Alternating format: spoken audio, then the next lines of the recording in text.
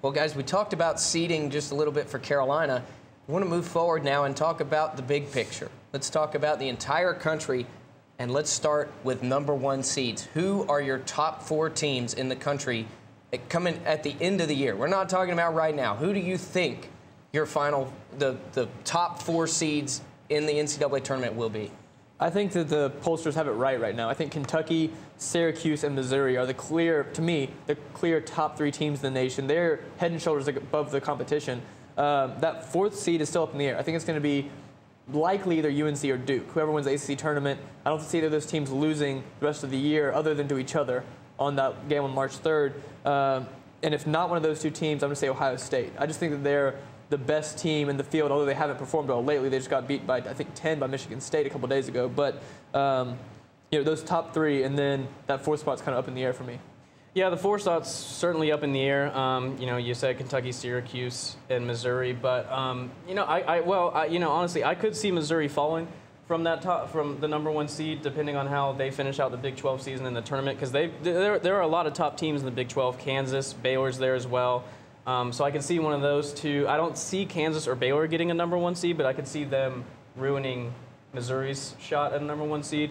And so to me, it's it's either UNC, Duke, or Ohio State. But there's definitely 7 or 8 teams that are fighting for for those 4 #1 seeds. Yeah, and I agree with you, Ryan, that I think those top 3 teams are locks essentially for a #1 seed at this point. It's hard to see a major collapse by any of those teams, particularly Syracuse and Kentucky are just outstanding. I mean, Missouri's very good too, but they have a very guard-heavy lineup, so you never really know if they have a bad shooting night. Things could go south for them pretty quickly. But that 4th spot is very wide open, and my first instinct is to go with the winner of the Big Ten, whether that be a regular season or tournament championship.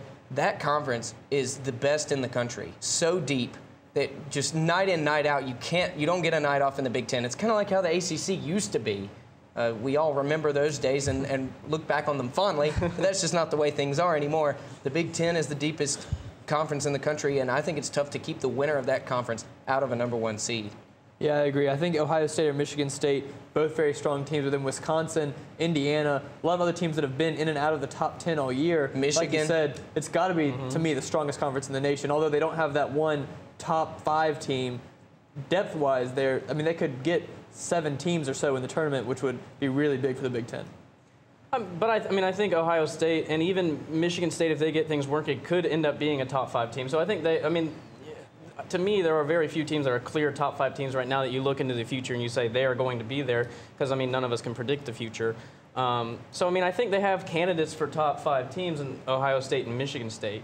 And we've already talked about how deep they are. Well, yeah, when we talk about conference depth, let's talk about tournament depth. There could be any number of mid-level seeds that could make some power moves in the tournament and upset some people. There always are every year. Who's it going to be this year? Well, for me coming into the season, my sleeper team to make a run at a championship was Baylor. And they've played really well all year, got beat pretty badly by Missouri, but I think Missouri would beat most teams in the country pretty badly at this point. I still think Baylor, they're probably going to be a 3 or 4 seed. I think they can make a run. I think Indiana is a team that can make a run. I think I would have them almost definitely beating one good team in the tournament, whether it's a lower seeded team or not. I think Indiana is going to make noise. But past that, I think there's really 10 to 15 teams that I would say have separated themselves from the rest of the teams in the nation. And out of that group, probably like 7 or 8 that are candidates to win the national championship, which I think is pretty deep. But I don't see a lot of lower ranked teams. Like, I don't know if Virginia is really going to make a big run in the tournament or not. Who was the runner-up for the past 2 years in college basketball? Right. Well, the past 2 years if the past 2 years of college basketball have taught me anything, is that as long as you get in the tournament, you have a chance of making it to the final. So I'm not necessarily going to write people off. Obviously you look at a team like Valparaiso getting out of the conference, getting a 15 seed. Those 15, 16 seeds, they don't have a realistic shot. But up until about the past couple years of college basketball shows, if you're even number 12 seeds always make some big upsets. They don't push not nearly as far, but I would think about to George Mason several years ago. To me, the team that I'm going to pick is Florida, because they've been ranked as high as they've been in the top 10. I know that, and and they're not playing well as late. But if they can turn it on, playing in the SEC, I think in a weaker conference they can kind of get some confidence in the SEC tournament. I hope they do. But I'm not going to write Murray State off either. I don't necessarily believe that they're going to make a push for the title by any means, but I didn't think Butler would, and I certainly didn't think Duke would win in 2010. So, yeah, I mean Murray State obviously a good team. We'll just have to see their strength of schedule. Not all that good. Their opponents, questionable resumes, but they have been doing an awful lot of winning, and that's tough to ignore. I'm going to throw a couple of teams at you guys and see what you think. The first one is UConn. I think if UConn makes the field, lest we forget, they were at the top of the preseason national rankings.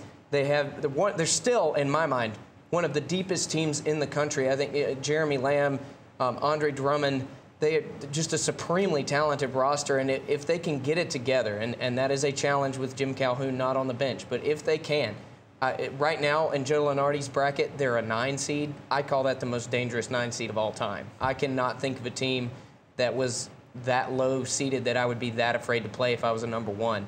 And my other team is Creighton, and that's just because of McDermott. He is just one heck of a player, and he's the kind of guy like a Stephen Curry that could lead you several rounds deep in the tournament.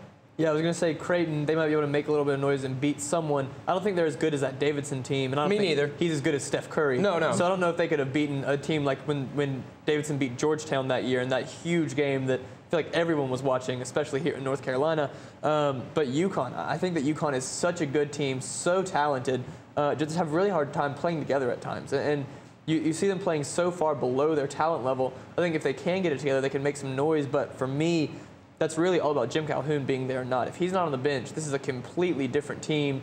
And then even when he is there, I think he even has trouble getting them to play up to their potential. Well, I mean, this UConn team kind of reminds me of the UConn team from last year that won it all.